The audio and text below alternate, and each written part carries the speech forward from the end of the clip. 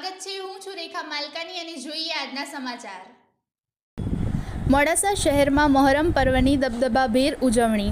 ઇસ્લામ ધર્મના સ્થાપક હજરત મોહમ્મદ પયગંબર સાહેબના દોહિત્ર હજરત ઇમામ હસન અને હુસૈન જેઓ કરબલાના મેદાનમાં ઇસ્લામના સિદ્ધાંતો અને માનવતાના મૂલ્યો ખાતર પોતાના 72 સાથીઓ સાથે શહીદી વહોરી હતી, જેને લઈ સમગ્ર વિશ્વમાં મોહરમ પર્વ મનાવવામાં આવે છે।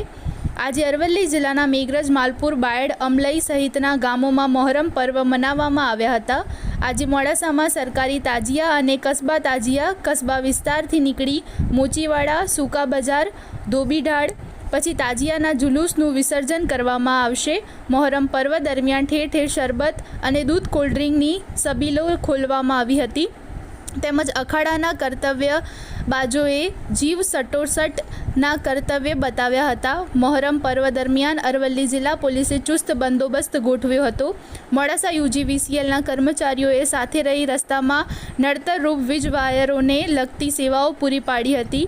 કસ્બા તાજિયા અને સરકારી તાજિયા દરમિયાન આયોજકોએ સુંદર વ્યવસ્થા પૂરી પાડી હતી। મોડાસામાં કોમી અને ભાઈચારાની એક મિસાલ રથયાત્રા ઉત્સવ કમિટીના સભ્યોએ તાજિયા કમિટીના સભ્યોનું હાર્દિક સ્વાગત કરી પૂરું પાડ્યું હતું।